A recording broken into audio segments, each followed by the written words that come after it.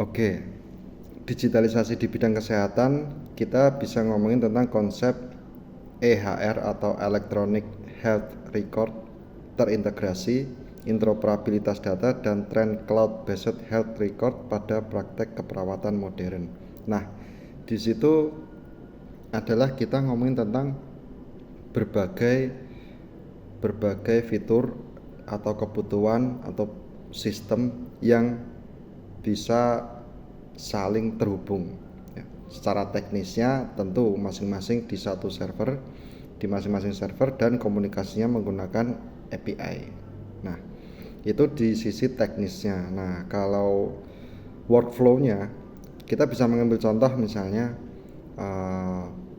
data medical record-nya pasien misalnya, pernah dokternya menanyakan tentang alergi obat, tentang bagian-bagian obat, dan itu akan tersimpan. Nah, besok-besok lagi jika dia periksa di tempat lain atau di rumah sakit yang sama misalnya, tapi dokternya itu lupa atau tidak menanyakan tentang alergi obat, lalu sampai ke apoteknya, maka datanya itu terhubung.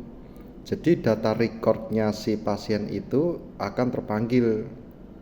Ternyata obat yang sudah ditandai ini dia itu alergi itu. Jadi walaupun dokternya tadi lupa untuk menanyakan atau apa, tapi apotek juga bisa mendapatkan warning untuk pasien tersebut. Jadi pengamanannya berlapis gitu. Nah, jadi data pemeriksaan dan data apotek itu terhubung. Tentunya mungkin ya apotek yang ada di rumah sakit, hanya itu. Lalu yang kedua misalnya gawat darurat misalnya. Jadi memang dalam kita menyimpan data itu sedetail mungkin, maka itu akan ada manfaat besar nantinya.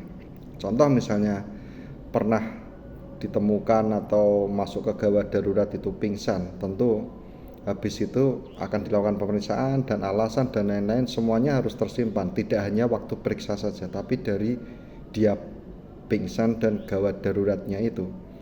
Jadi besok lagi ketika dia masuk ke rumah sakit itu dalam keadaan pingsan lagi, kan nggak bisa ditanya-tanya itu.